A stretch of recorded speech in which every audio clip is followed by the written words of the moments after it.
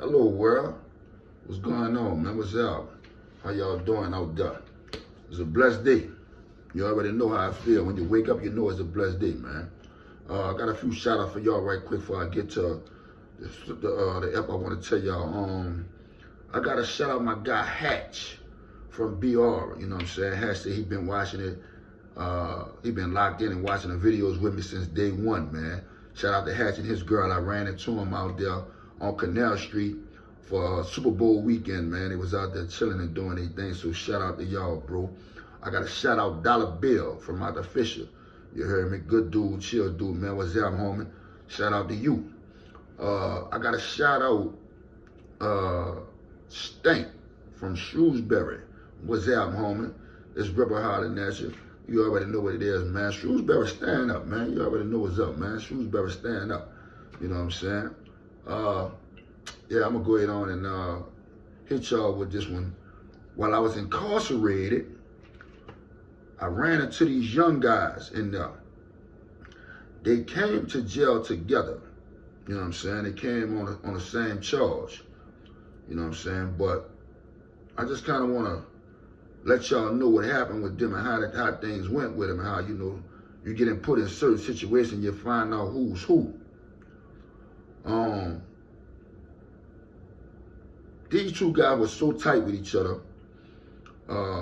Their moms knew each other. Their mamas knew one another. They used to give each other 3 ways. They get on the phone and talk to each other families. They did everything together when they was on the street. They hustled together. They went to war together. They made money together. You know what I'm saying? Slept at each other's house. You know, that's how jam tight these partners was. They grew up, from what they tell me at that time, when they grew up together, they used to shoot marbles together, shoot dice together, all that. So, excuse me. So they come on a tip together, and both of them got the same charge. Because they on a tip together, they were fortunate enough to do that because it's not very often that you land on the same tip with your fall partner or your best friend. That's very seldom that happens. Normally, they go to different tiers, and one will lead a tier that he on to try to get to where, you know, his partner at. That happens a lot. But at the same time, it's very rare you're gonna find two partners or two fall partners, two dudes fighting the same charge on the same tip. But like I said, they made commissary together. They hooked up their food together. You know what I'm saying? They shared with each other. When one didn't have, he made sure the other one had. That's how jam tight these boys was. They started going to court, started fighting their charges, you know what I'm saying? And every time they went to court together. That's how that go. Both of them fighting the same charge, they going to court together. Now what happened was, when they were on the street, they had a fight with some guys, you know what I'm saying? They had a fight with some guys at a party. They went to a party, they got into a fight with some guys. So now, they feeling some kind of way, you know what I'm saying? When they bump into these same guys at a party, well, no, they had to fight at the party. When they bump into them same guys at a Popeyes, I want to say it was a Popeyes or a Burger King or something like that, where they bumped into these guys at a restaurant, a fast food joint, had to be like 8 o'clock, 9 o'clock at night, you know. It was dark outside, but still, when they run into these guys, they got into a little heated exchange. You know where it went after that, you know, a couple of shots rang out. The people got a description of the car he was in. Leaving the scene, they got pulled over and picked up for the incident. So, because one of the dudes, no, 2 of the dudes got hit that they shot at. 2 of the dudes got hit. One of them lived and one of them passed away. So they get picked up. People go in the car, you know what I'm saying? They find the weapons that they used in the incident. So as time go on, they started fighting the charge. They fought the charge for like a year and a half. All of us was on that same chair for about a year and a half. I was on that chair, I know for sure, for like 2 years. But they were on the chair for like a year and a half. What happened was, when they got to like around a year being in jail, you can see the changes happening between them two. You can see them getting into it a lot. You can see them fussing with each other about petty stuff, you know, just crazy stuff. They just started getting into it. One day, out the blue, they called one of them to court. Well, the lady come in there, she told so-and-so, call his last name, get ready for court. So automatically, the fall partner feel like, well, if she called him, I'm about to go too. So he went and got dressed. But when she come back to get the one name who she called, she told him, no, I ain't call you. You ain't going to court. You stay here. So that boy looking like, what you mean? What's going on? If you've been incarcerated, you know what that means. The one that she called to go to court by herself, he went by himself. When he come back from court, his little partner like, what's happening? Why they ain't call me? He like, I don't know why they ain't call you. I don't know. I went in there. He said, what they did? He said, they did like a little discovery thing. Oh, all right. That was up. I put a being up for discovery, right? He said, yeah. But they ain't call you. They said they come and get you tomorrow or the day after tomorrow. Really? So he young. He don't know no better. He just messed up in the head about it. He gets around a few of them older guys that's been in jail and know a little better. They're telling them, man, that's a problem. For your fall partner to go to court and you not go, that's a problem. But we ain't gonna say nothing. We're gonna let you go to court and you're gonna find out on your own. The very next day, they call him to go to court by himself. So when he go, now it's his turn to go, he find out what's going on.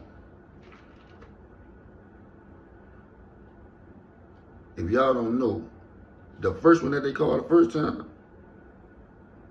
he went in there and turned state's evidence against his fall partner. What that means is, the one they called the first day, well, I'm going to tell you like this here. All right.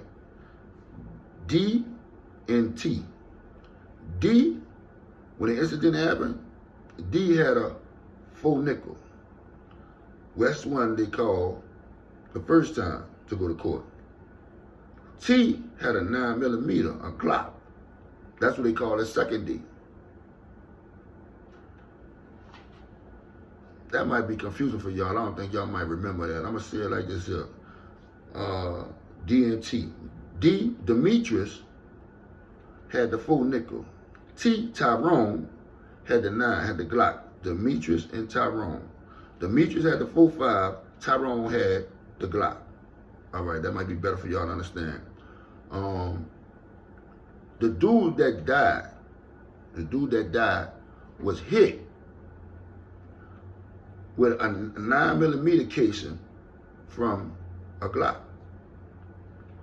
So Tyrone, the one shot dude and dude died. Demetrius shot at him, but he ain't hit nobody. Now understand, these are just 2 names that I made up out the blue. I just want y'all to get that part. I'm giving y'all the incident and what occurred, but the names are made up. All right.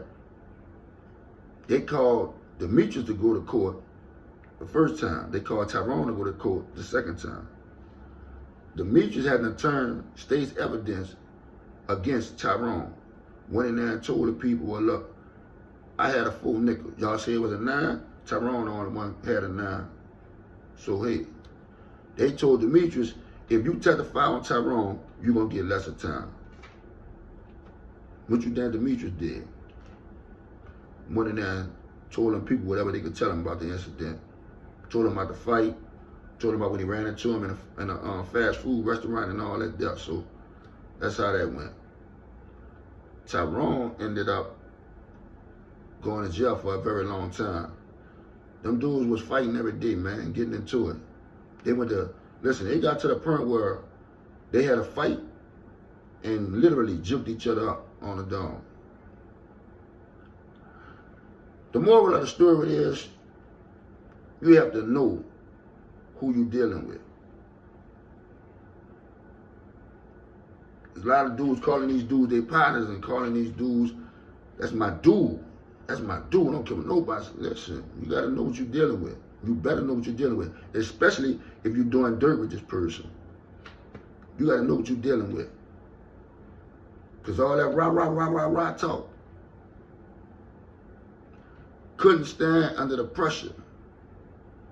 Them people told Demetrius, look, you're going to get this 40 or this 50 piece, and you're going to go lay down, or you're going to testify against your partner, and we're going to hit you with these 5. That boy hurry up and took them 5.